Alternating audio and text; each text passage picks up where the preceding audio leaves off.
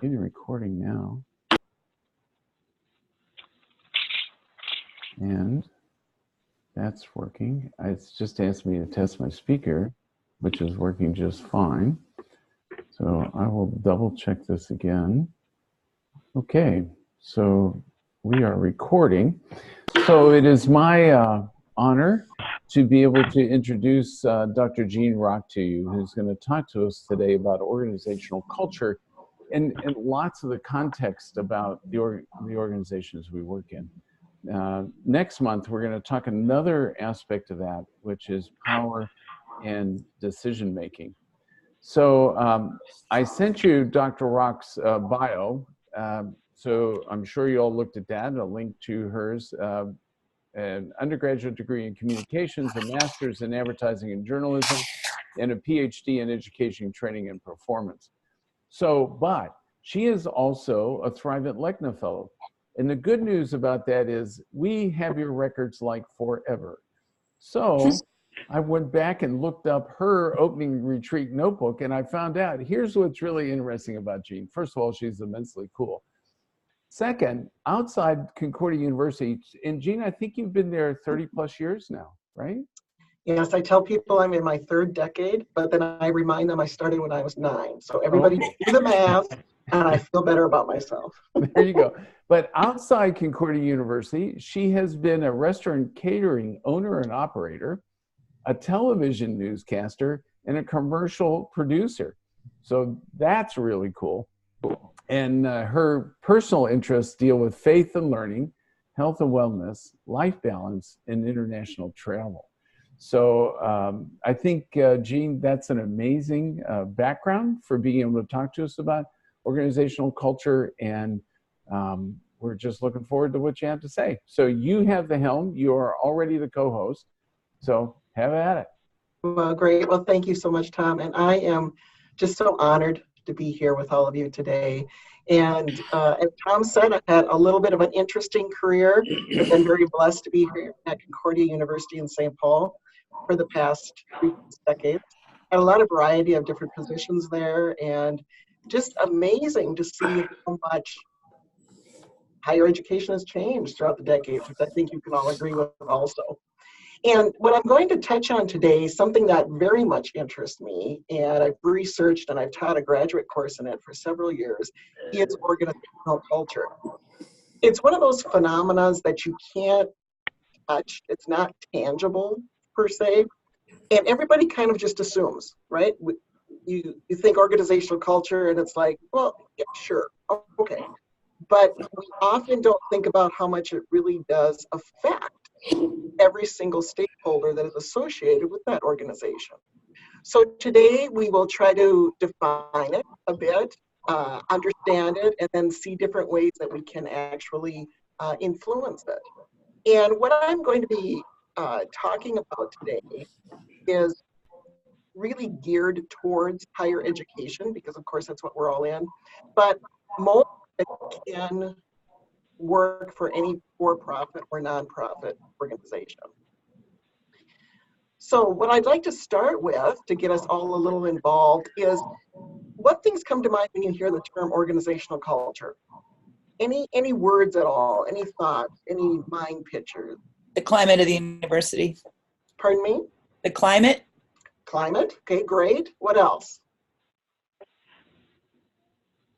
I think of like the institutional way. Okay. You know, the way we do things. Mm-hmm. Good way to phrase it. Any other thoughts?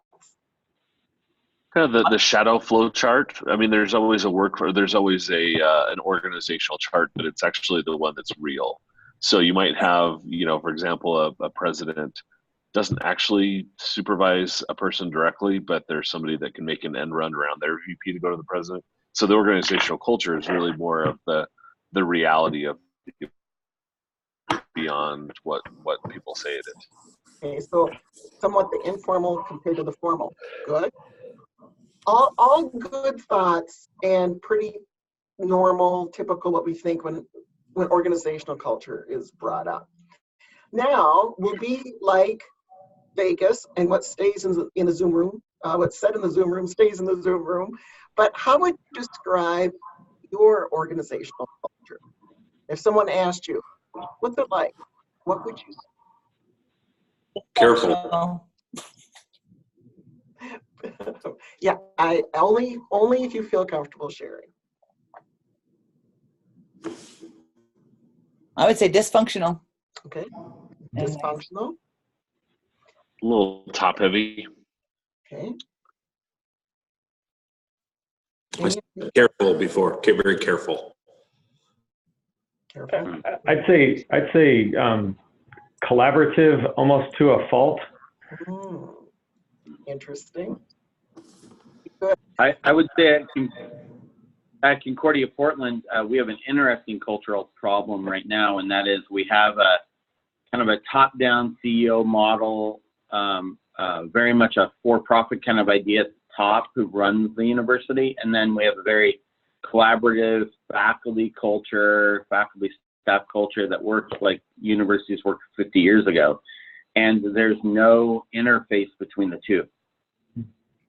Michael, you bring up a good point that we're going to talk about is you can have kind of an umbrella for the organization for the culture, but each group, each subset, if you will, within that has its own culture. So as you pointed out, maybe those different cultures aren't quite vetting together. Good point. Right. And what you're all bringing up is familiar to what I hear a lot. In fact, I ask a lot of the students to describe their organizational culture, and sometimes it's a deer in the headlight look. Other times it's a very, I'm not going to say anything just in case. And then sometimes after we talk about it a little bit more, it might change a little bit on what really their view, their perception of that culture might be. So I thank all of you for sharing that. As far as a definition, and probably many of you have already seen this, but the most widely cited definition is Edgar Sheen, which was at MIT Sloan Business School of Business. And as it states here, a pattern of shared basic assumptions that the group learned as it solved its problems of external adaptation and internal integration that has worked well enough to be considered valid and therefore to be taught to new members as the correct way to perceive, think, and feel in relation to those problems. So that sounds pretty academic, right?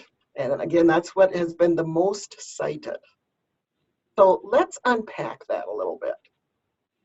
So when we think about organizational culture, it really is necessary for understanding basic team assumptions. It is learned, it's essential for solving problems. It has both those external and internal components or elements to it. Should be considered valid, taken seriously, although that doesn't always happen in the organizations. It should be introduced to new members. Often that point is forgotten. And it really involves how members perceive, think, and feel. Those three things are important. Perceive, think, and feel in relation to problems and or situations. So if we take that most cited definition, we unpack it a little bit, this is really what it's talking about. So let's look at it a little bit more. Hey, Gene. So hey, yes. Tom here. That's an incredible point, is this question about introducing it to new members. I mean, that's going to happen one way or another, right? It'll either be a formal indoctrination or introduction, or it's going to happen informally. Great point, Tom.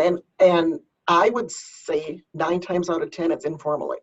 If any of you remember back to your onboarding, and we're going to talk about this in just a little bit, okay. But the onboarding process, did anyone talk to you about the culture of the organization? However they might have phrased it?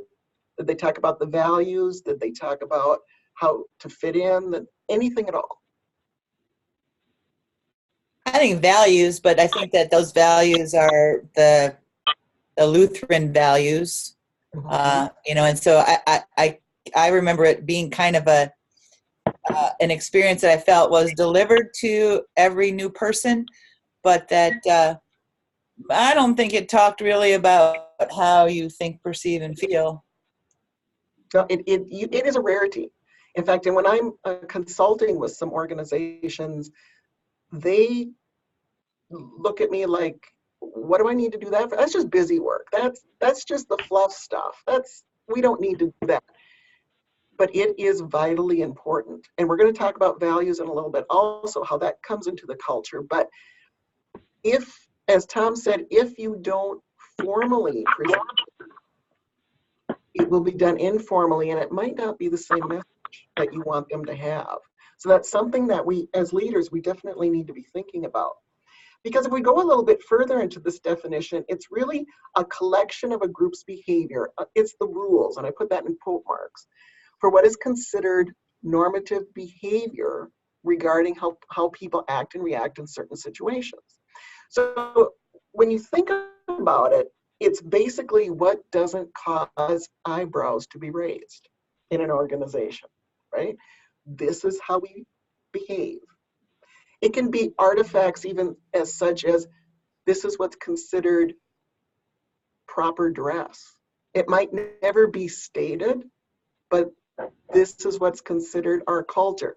If you think about the previous days of IBM, everyone wore the blue suit, three-piece suit. That was the IBM way. That was the IBM culture. That was expected. And it might not have been formalized, but you just learned that that is what you needed to do in order to fit the rules that were there. And as I said before, each group really has its own culture within that organizational culture. So if you're looking especially at a for-profit organization, sales and marketing might have quite a different culture from the manufacturing aspect. Still the same organization, but the culture might be a little bit different based upon their perception of what they need to do in order to be successful, and the personalities, etc., that are within that group. Now, organizational culture also describes how closely people are expected to follow those rules. And that's where we have the direct correlation with leadership. So as leaders, are you enforcing those rules, or are you being more laissez-faire about it and just, well, people will pick it up sooner or later? That really has the correlation with leadership and how leadership can affect that. Now, I always like to simplify things as much as possible. So peeling back those onion layers, if you will, organizational culture is the context for how we get things done.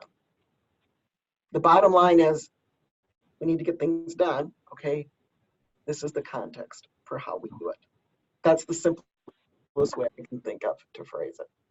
So if we can keep that in mind with all of the different definitions that are swirling around, and if you do a Google search on organizational culture, there's thousands of them, but really it's the context for how we get things done, and it's very basic foundation. So let's give some examples. A personal example, a marriage. I think most of us can probably relate to that at some stage. So when two people get married, each one comes from a different culture that they had, that was their family of origin. That was unique, it was distinct. There were norms on how things got done. For example, everybody ate dinner together at the table, or everybody was on their own for it. That's just one example of what a culture could be like in a family of origin. So early in the marriage, now each partner thinks that they're the right one because, of course, that's their frame of reference. That's their worldview, because that's the way it's always been done. That makes sense, right? Now, one key to marriage for the success is really grounded in how willing each partner is to let go of that previous culture and create a new married culture. And those of you that are old enough to have children that are already married, I've been recently going through this, that first year when they come home and they say, you won't believe this. This just isn't right. And we smile and we say, you have to learn a new way now. It's not just our way, but it's now you and hers way. That's the new culture for your marriage to be successful. And then, of course, while the culture changes, the climate can change. You know, you're going through all these things, learning to live together. Can be mistrust. There can be obviously tension, silent treatment, etc. And if a negative climate goes on too long, the climate itself, that can create an unhealthy culture. So you can probably see some of the ties between, we're looking on the personal side for a marriage, and how that can also fit in on a more personal side to a team. And let's take a look at that for an example. So when we have a team, a group, if you will, each member of that team has their own personal values and beliefs. So that team culture is the reflection of the collective norms and that's contributed by each group member. It's really comes down to the factor of group dynamics. So we need to be very aware of that. The roles are filled by the team members. So when you think about it, even if you just picture a meeting, you have one team member who's absent or one new team member is added, the dynamic really changes. And the different team members need to adjust. That's the dynamic of it. Whether it be a permanent change or something as simple as missing a meeting, I think we can all see that. You know, when somebody perhaps in the group is the critical thinker and brings up things and they're missing from a meeting, that can really change the dynamic, sometimes for the better, sometimes for the worse. But we need to adjust all those types of things, and that can affect the culture that we have, either temporarily or on a more permanent basis. And of course, we always need to keep in mind when we're changing those dynamics, the climate can change, and that can make people very nervous. And that can create a lot of conflict. And we as leaders need to be aware of that and kind of make people feel a little bit better about it. Enable them to know that this is temporary, this is going to happen, it's a healthy thing, and help them through that. So there's a couple examples for you. And what I want to say, especially about organizational culture, when we're understanding it, and this sounds very simple, I'm going to take you through a few steps on this. The first step is to listen. In fact, I'll be so bold as to say, be quiet and listen. When we go into a new organization, when we are hired, especially as a leader, we're often asked in an interview setting, what's your vision for the organization? That's a good thing. We need to have that vision. But if you go in and you are bent on having that vision incorporated within the first month, you have not taken the time to listen. You need to listen to the hopes and the dreams of the organization, whether they're subtle or not so subtle. What are the values of the organization? What are the values of the people that are within it? And I know in your website, you have a few articles on culture and value and purpose. And it touches on a few of those things, but I really can't emphasize enough the value of listening. Because not only is it valuable to you so that you can really understand, and I mean really effective listening, not just, okay, I had everybody in my office and I can check that box off, but really taking it to heart and listening. Not only will it help you to understand, but it will empower those around you to make them feel that they really are listened to, that they're valued. So that's the first step. Seemingly simple, but on the surface, but not really to be able to do that. And part of that listening really has to do with values. I know we brought that up very, very quickly there, but every organization, every person has a set of core values. And what I mean by core values is those are those which are most closely held to your heart. And I know a lot of you already know this, but it's kind of like that line that you won't cross. And research has shown that by the time we're probably in our mid-20s, we have those core values pretty much set in cement for us, unless there is a life-altering event. Now, values will kind of ebb and flow a little bit. I'm not saying that they're stagnant, but the real core values are pretty much set by the time we're in our mid-20s. And from a personal viewpoint, you know, when we're growing up, the things that we have affecting those values, of course, when we're very young, we adopt the values that our family has. We also take a look at heroes, whether that's sports figures or movie stars or rock stars or whatever it might be. And then we come with our peers. And if you remember your family saying, be careful of the friends that you associate with, because people will think that you believe what they believe. Essentially, they were talking about their values. And we take all this into consideration. And then by the mid-20s, as I said, we kind of cement that in.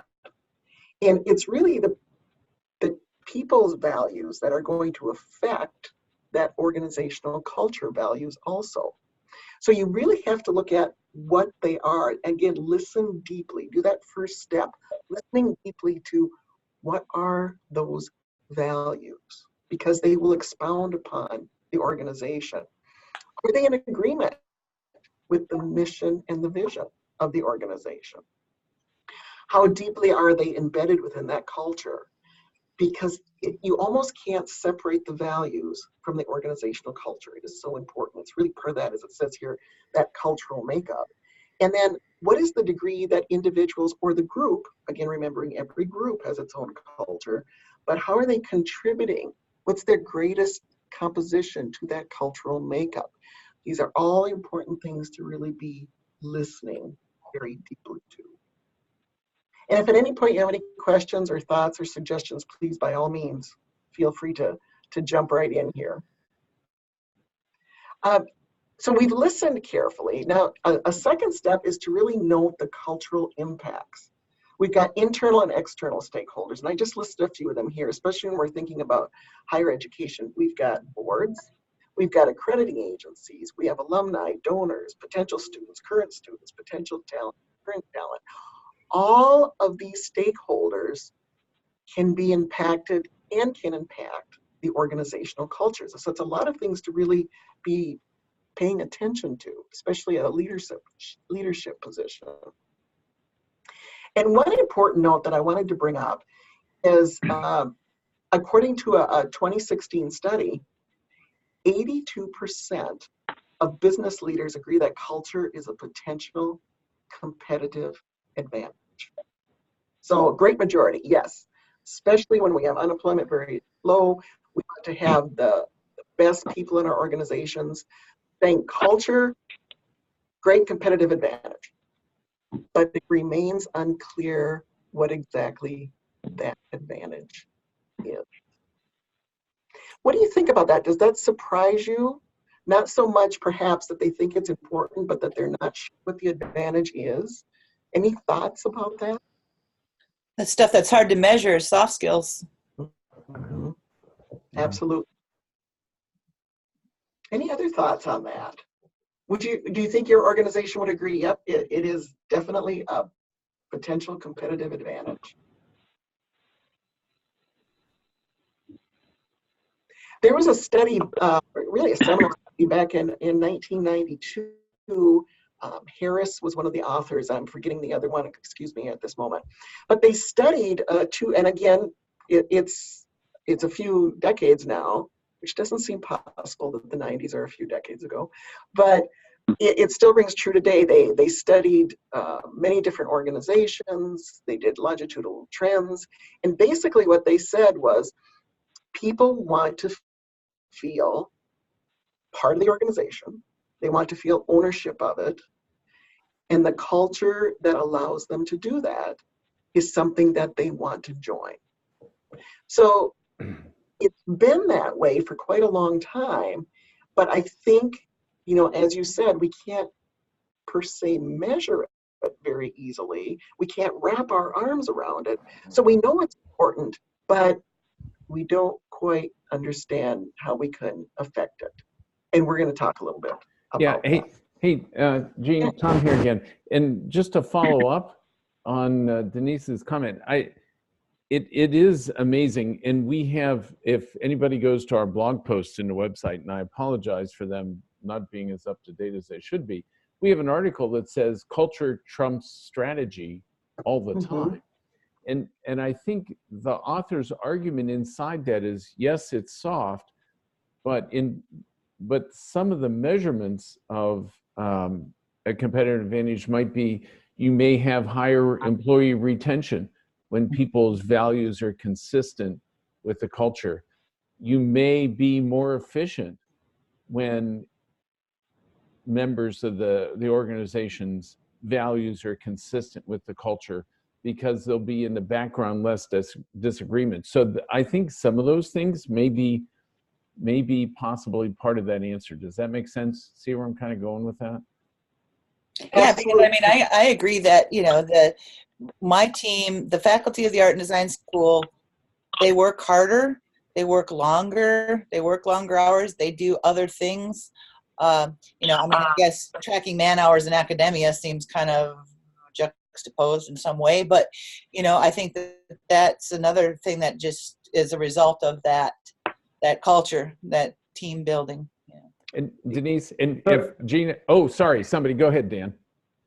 No, I was just thinking that I think it's difficult a lot of times to tie institutional values to culture, at least directly, because I look at our institutional values, and there's 6 of them, and they're things that I think anybody who works here can get on board with, but that they don't necessarily dictate the culture, because the culture is how you do your work, and the way people approach living out those values can be very, very different, and in doing so really impact the culture.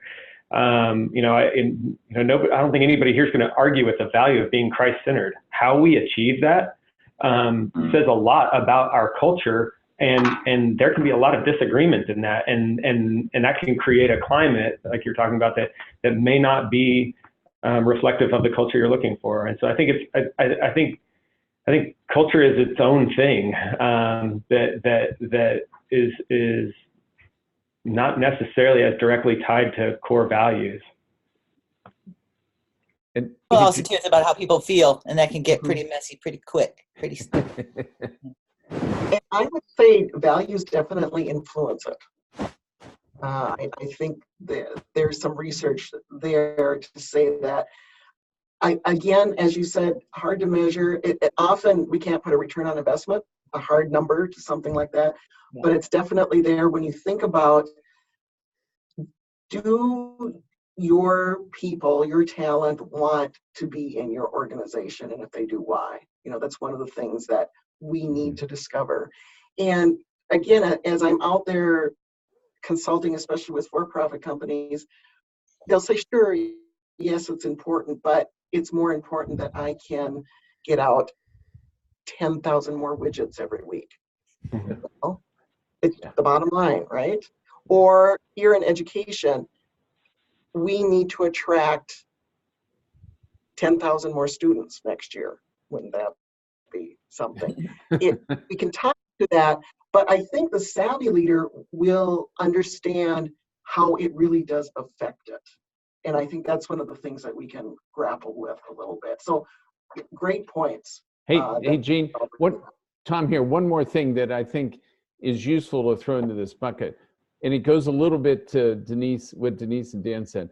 I think I'm a science guy, so I'm always reductive in the way I just kind of break things down. But I think there's 2 cases. I think, and Denise, I'm not sure if this is the case with yours, but when you build your own team, scientists would call that de novo, starting from the beginning. So in that case, the team together develops the values, and the leader can help direct what direction that can go. The other science thing is in situ. That is, when you're a leader and you come into an organization, like, the ones you were talking about, Gene, where listen, understand. Like, Michael, you're going to be walking into another culture here very shortly. Right. Seriously, right? So I think it's right, exactly. It's 2 interesting different cases on culture, and both very, very important about how you move forward. I think it's almost rare when we get to do it from the beginning. So Denise, it's a good thing you got to help do that. No, I didn't get to help do that. No, I'm talking about bringing in groups of people and saying, here are the values. How do you Okay. relate to them? Yeah. Yeah. Okay. Yeah. I wish it was that nice. Yeah. I think most of the time, though, we walk in just like you say, Gene, and first part is we got to figure out what this looks like listening. Sorry, I just wanted to throw that in. No, Tom, that's great. And I appreciate the discussion. This is good because that's our reality. And we have to learn how to really positively affect it. That's what we're looking at. So some Gene, where do you think who in an organization or where does culture come from? Like, who dictates what the ideal culture is? Well, it can be many different things. It's the leadership, depending how much power they have in the organization, which Tom will touch on a little bit more next month. But you have to think it's everybody in the organization, both internally and externally, has some piece of it. Everyone influences it to a certain degree. So again, my plea is of what culture is, or what the ideal culture is, or what you're aiming for. Well, that depends on what type of a leadership style you have. You could have a leader that comes in and says, this is what the culture is going to be. And that can happen. And maybe in some instances, it needs to happen to a certain degree because you have such a dysfunctional culture that's occurring. Or you could have it be more collaborative, that I'm going to talk a little bit later about a gap analysis. Here's where we are. Here's where we agree we'd like to be. There's the gap. Now, how can we get there? So those are some instances of that. Great question. Thank you. Okay, going on a little bit, just noting the types of an organizational culture. Obviously, as I just said, you can have a dysfunctional culture. Bullying, that's been in the news so much lately. We can see what an effect it has on mental health. And I think it's something we really need to be aware of. It can be very subtle. It does not just occur with students. It occurs with colleagues. It is part of the culture, whether it is allowed to happen, whether it is swept under the rug. That's all part of, again, the behavior. What is allowed, what is considered the norm. Now, let's say you're going to be going into a culture like that as a leader, and you know it needs to be changed. I think we could all agree on that. What type of a leader do you think would be best for that change? Someone that doesn't come in and bully everyone to change the way they want. Right. There's all the different leadership styles, and I'm sure you've all probably studied that to various degrees and or lived through it, and we should all be aware of them. We have our most favorite ones that we kind of gravitate to, but especially in a situation like that, you're going to have someone that's pretty strong and has the ability to say, no, this stops. And there has to be. Yeah, I mean, I think there has to be somebody that can come in and set some very clear boundaries with consequences and with accountability.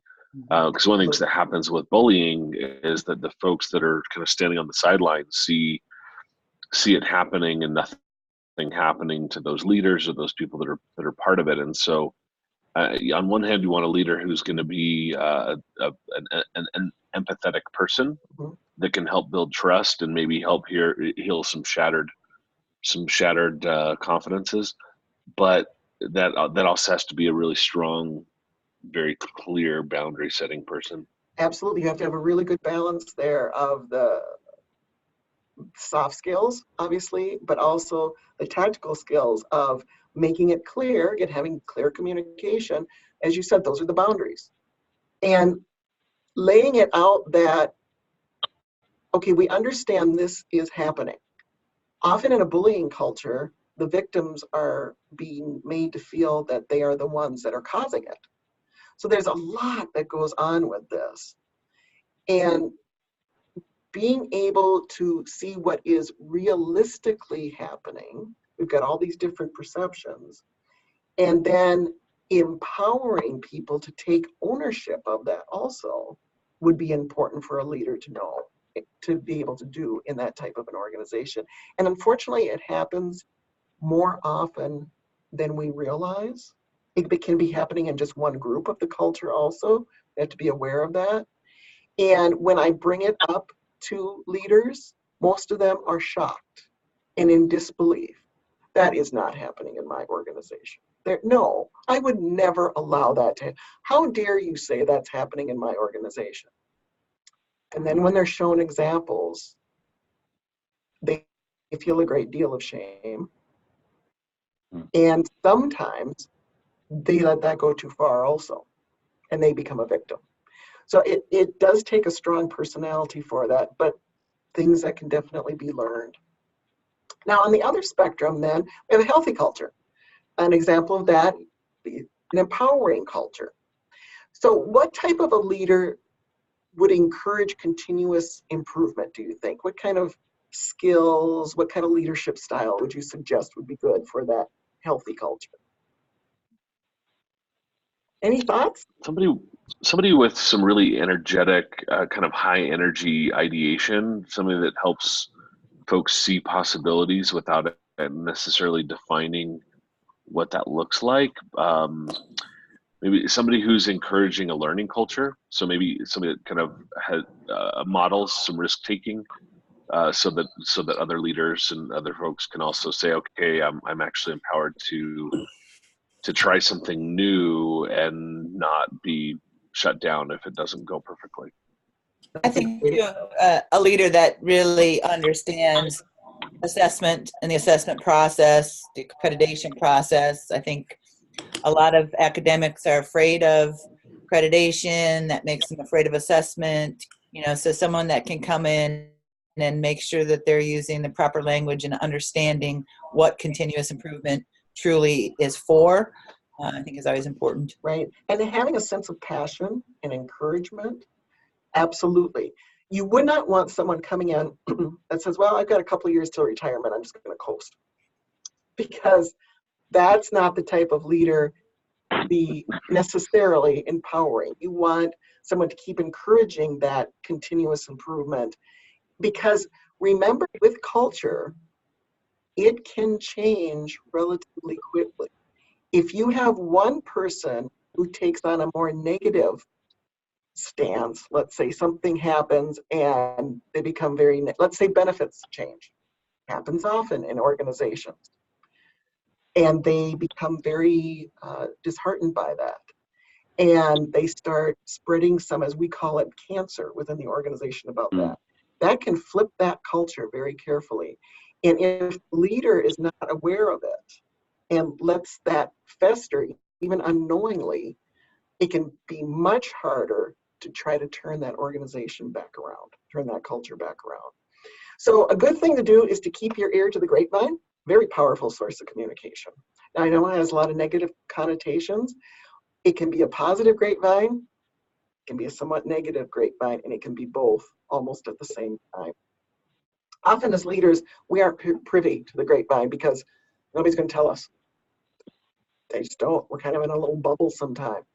But if you have the trust of people in the organization and you know people who are tuned into that grapevine, they can keep you notified of what is really being said rather than sometimes what is just being said to your face, because that is the reality often of organizations.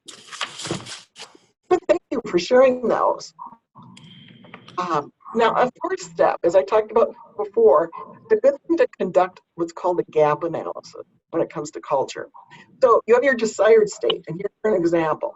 Everyone is aware of, understands, and feels empowered by the organizational culture. That's where we want to be. The current state, there are perceptions of the culture. There are perceived in-groups and out-groups who are vying for membership and are control of the culture. I'm sure you could probably think about situations where you've seen that occur. So that gap is where you are and then where you want to be. And once you identify that gap, you define it, then you can much easily and more realistically develop action steps, and often they're baby steps, to close that gap and then reach the desired state. So that's what's called a gap analysis. And organizations have found that to be very helpful to just realistically say, this is where we are, and this is where we want to be. Now, what are some steps that we can take to get there? Now, there's a few things that we can do I'd like to share with you.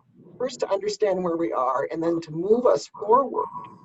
And that is by leveraging your talent pool. You've heard me use the word talent quite often. And talent can be full or part-time employees, team members, associates, etc. If you remember, everybody used to be a worker. Then the term became employees, then team members, then associate. And you can see where that's going. The connotation of the term, and the reason that I like the term talent so much, and most organizations are adopting that, is it basically right off the bat says to a person, you are talented. We all are. Everyone has talent. And it's making them just feel a bit better about themselves, that yeah, I am the talent of the organization.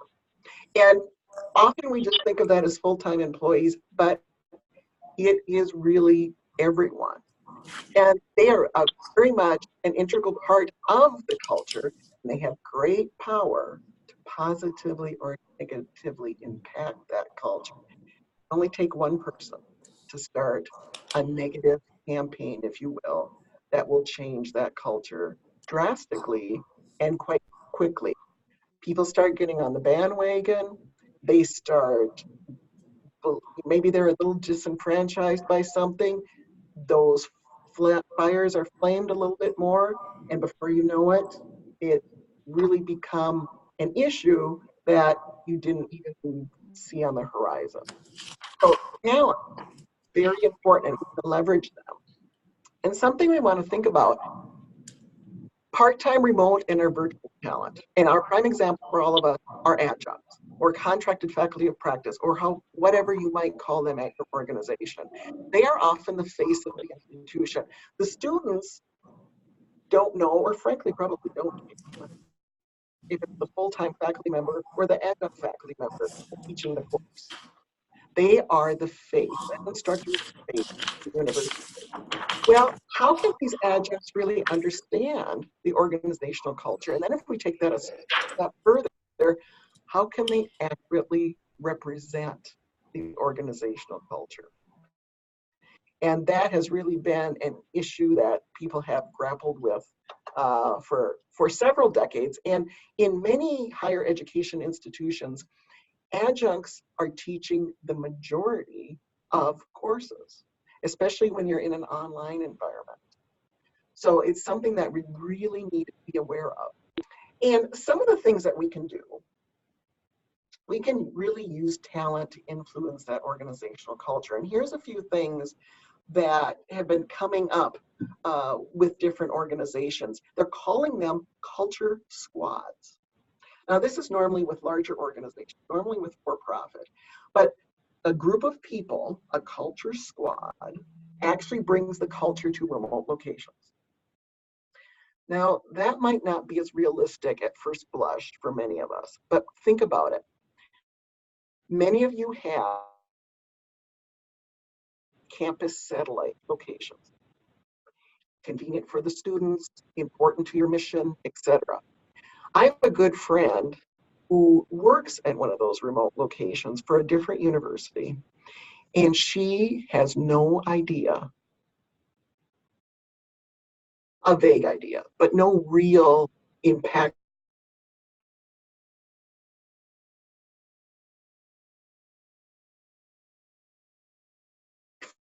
idea of what you think about it.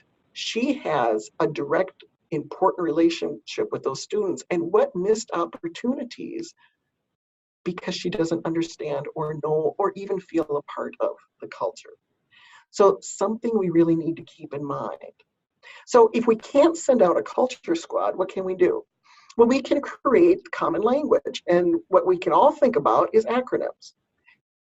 It's like a foreign language, and you don't even have to be a remote worker or not a full-time faculty member. There are new acronyms that come out and I will see them and not have a clue what they are talking about. And just think, and we use them because they're very helpful. But I think we need to keep in mind when we're coming up with all these different acronyms, make sure that the audience knows what they are. Don't assume, but make sure that they're part of the language and everyone understands. And as we touched on briefly before, onboarding, really make culture a priority. That you bring it up in an onboarding session, you concentrate on it. It actually is a priority of that onboarding criteria that you're having with new employees. The sixth step is that we use values to drive the culture. And we can incorporate those organizational values right into the training. Okay, we've got the onboarding, then we go into the training. So that's leadership, management, enrollment. In order to do that, we need to really understand the talent's values. And we can do that with different instruments. I'm sure many of you have heard of StrengthsFinder, DISC, Myers-Briggs, and those are just some of the well-known ones. There's a plethora of instruments that can be used. But if you offer those to your talent, that will give them an opportunity to really look at what their values are, which is important. And also, again, make them feel that you care about them as an individual because you are investing in them, that you want them to know what their values are.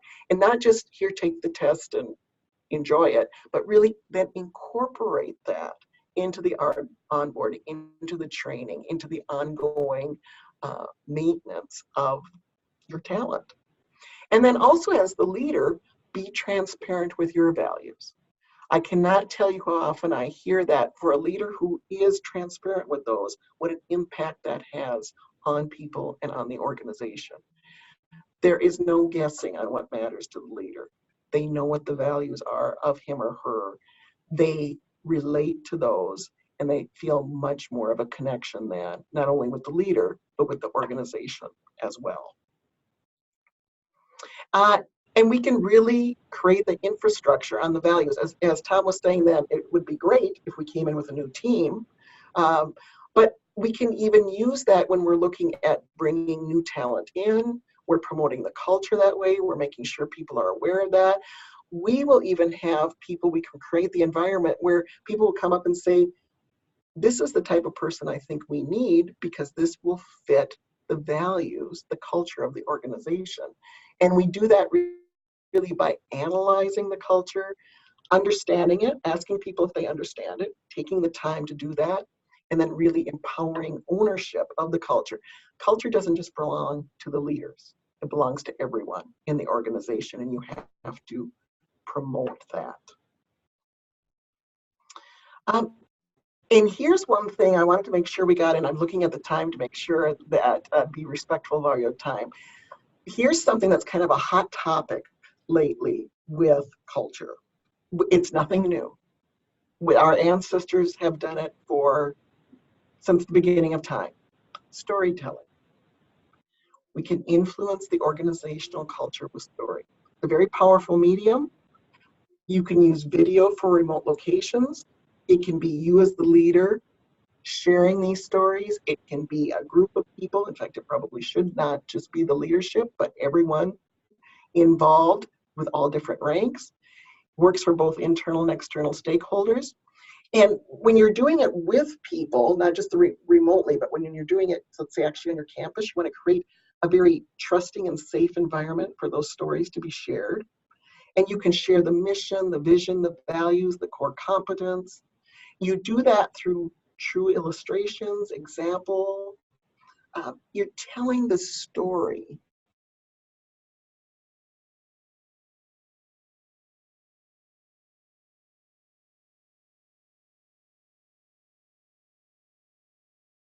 The organization. And it really created a conference. And they go around actually the world and around the United States. And they have conferences on how to tell a good story for an organization. That can help with fundraising, that can help with the culture, a lot of different aspects of that. And they feel it is so important that they've developed this conference to bring people together and do that. Because think about it in terms of a narrative. When you change the narrative, you can change the culture. Again, there can be some climate changes. So again, when we were talking about one person can really bring a culture down, if you have a negative story from a person, let's say from a student, they're going to concentrate on those negatives, the hurts, the low sense of value, of meaning, etc. They've had a bad experience. They're going to share that. Whereas on the other side, if you have a good story narrative that has talking about a positive past, it's repeated, it affirms with fondness and humor, works in an organizational setting, but an example of it, we have the holidays coming up, that's what families do. We tell those stories, and that makes us usually feel even more connected with one another. You talk about the challenges. We don't be afraid to say those, but we've got the hope to overcome those. We share those types of stories. And as the conference says, it's got the elements of tragedy. That's like the messy realities of life. You don't want to just gloss over those. You want to be realistic about those. But then you also bring in some humor, some comedy, hope for a happy ending. The wonder of a fairy tale, if you will, is how they put it at this conference. It's actually, again, telling the story of the organization.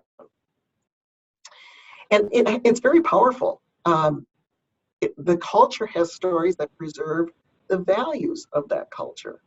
Those stories, they're cherished, they're repeated. Again, as I said before, they can really be powerful transmitters of the mission and vision. They are very critical for relationship building. And as another example, if we go back to a marriage, when you think about a marriage in crisis, the narrative between the couples abandons the story and it becomes a he said, she said. When you think about that, you go to a counselor, and what's one of the first things that they say? Change the communication, change the narrative. Remember the past, hope for the future. So if you have an organizational culture that is dysfunctional, you can change that by changing the narrative, because the culture is really the same. So that has been very powerful for some organizations. It sounds something rather simple to do, but many organizations don't think of that, and it really is an important element to consider with organizational culture.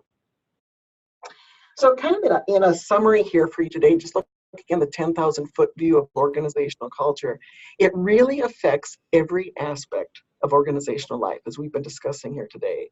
It's capable of positive or negative influence on virtually every stakeholder associated with the organization, internally and externally. And as a leader, we have the capacity to form, change that culture. We have to understand group dynamics, motivation, persuasion, a lot of the elements we were talking about today. Again, we have to be willing to listen first and then lead with a servant heart.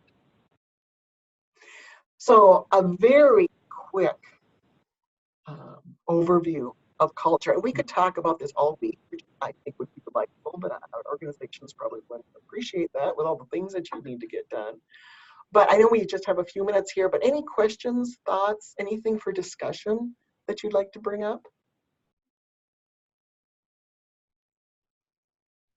So just that at our institution, for us, I mean, culture has been a huge deal over the last 4 or 5 years, and measuring culture has been a big deal. So we just completed, we call it the culture survey, and we have a outside partner that helps us to measure our culture based on our stated desired culture, which was developed by our kind of an expanded top-end leadership team. So it was kind of our executive team, our leadership team that was right below that, as well as the executive committee of the faculty. They participated in a different kind of a survey that helped to identify exactly what kind of a culture we were aiming for, and a very detailed, reporting system came after that. But then we measured our culture for all employees based on that, off of that desired culture. And so we just finished our third round of that. We've done it with 2-year gaps in between. We'll get the data back next month, but it's been a really, really interesting exercise for sure. It's really helped us to understand, we all may agree with the values, we all may be on board with the mission, but it's in the doing that is different. And it's helped us to shape our strategic initiatives. It's helped us, shape behavioral norms, and I think it's been a really, really powerful tool. So I'd be happy to share more about that with folks if they'd like to learn more about it. But it's been a really, really cool thing. We came at it with the notion of culture is defined by a group, but a group at the top, and it isn't necessarily a fully collaborative process, but it is a collaborative process. But then culture is obviously impacted by everyone, and so it's absolutely dictated a variety of strategic initiatives, as well as kind of the softer side as well. So it's been a cool thing, but we've been very, very, very intentional about it, and it's been real impactful. Dan, that's a wonderful example. I would love to hear more about it. And I think you make a good point that leadership can absolutely drive this, and it can be collaborative at certain levels. It's really up to the organization. As long as people feel they have buy-in, they have some ownership to it, that just makes such a huge difference. So thank you so much for sharing that. Yeah, I had one other thought that, sorry. Go ahead, Mike. Go ahead, Dane. Oh, wait. Okay. So one of the things I was thinking about in terms of hiring and fit, and this idea that we are looking for people that will fit within the culture. And I think where that can get us into trouble is where often institutions that maybe already are a little bit homogenous can be in danger of using the idea of fit and trying to get somebody to fit into the culture to confirm some of our unconscious biases. Absolutely. And maybe not always, and could lead to missing out on opportunities to hire people that are more of a complementary fit than they are just like me fit, right? That means it might be somebody that can maybe rock the boat or bring some different culture, bring some different diversity of thought and perspective. You absolutely want that. And what I was more referring to, that's a wonderful point you bring. You don't want the dysfunctional. And by that I mean the extreme dysfunctional. For example, someone who is vehemently against the organization's core values might not be the best for the culture, would definitely probably perhaps bring it more into focus. Right. But you have to kind of decide, is that something that's going to be more of a positive influence or perhaps more of a negative influence, and be very realistic, as you said, not letting your bias get in the way, which of course is easier said than done.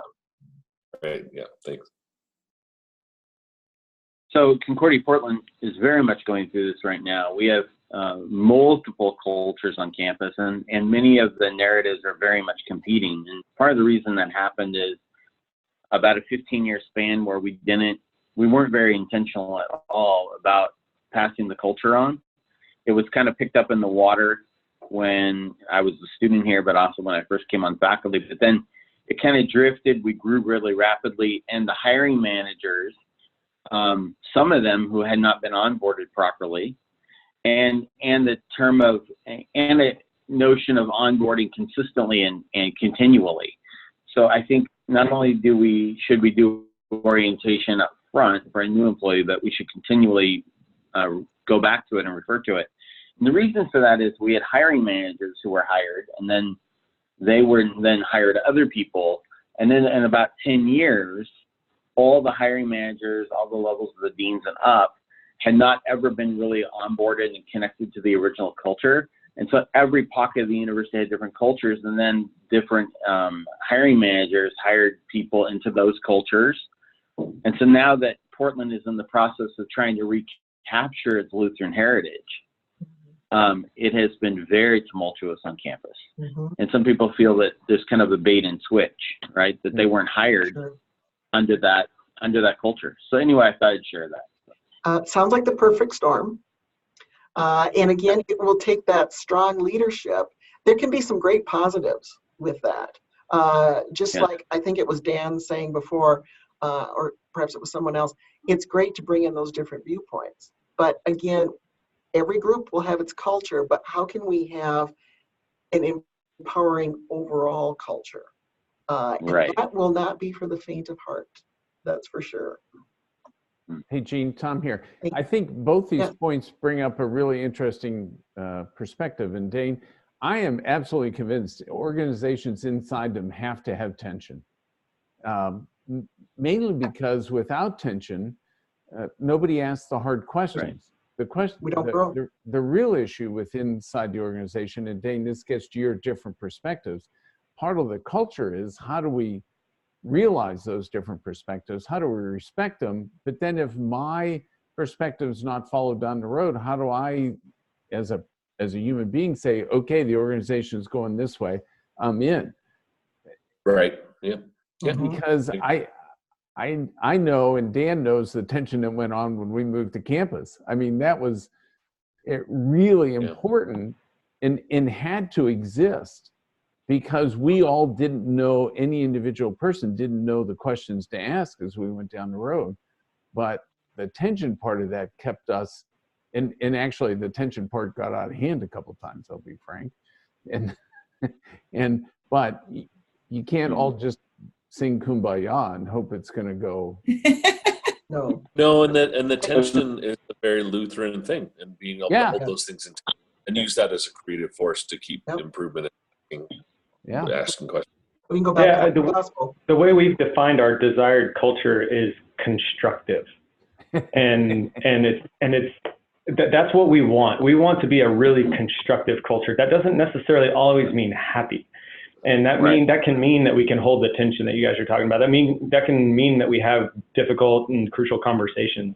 But it does mean that we're moving forward towards something, and that we're always on a path, and we're bounding it with a way of doing it in a way that that is kind, that honors our faith, that does a lot of things, but it's constructive. It's building on things, and so yeah. So yeah, sometimes you have to have tough conversations. Sometimes, it's difficult. If you don't, you're not going to grow. A stagnant organization is not going to be there probably in the next 5 or 10 years.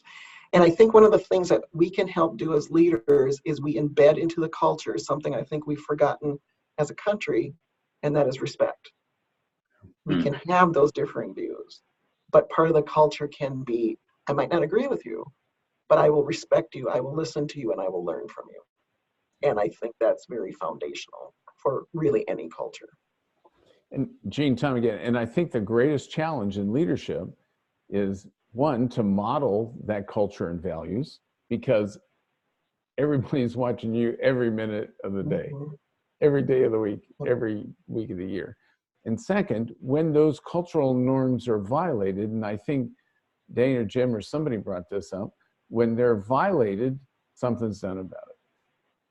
Because otherwise, they aren't norms. No. That's right. We have to have those boundaries, and we have to be transparent. Yeah. How about one last question, or we're actually already over time? Gene, thank you. I really am honored to be with you. What a great discussion. Like I said, I would love to do it all week. And I really thank you from the bottom of my heart, and many blessings to all of you on your journey. Thanks, Gene. Gene, if you could send me the slides, I'll post them in our electronic opening retreat notebook. We'll get the video processed and get it in our website coming down the road. Gene, thanks a bunch. Stay warm in Minneapolis. I will. Thank you all. Okay. See you. Bye. Thank you, Gene. Bye.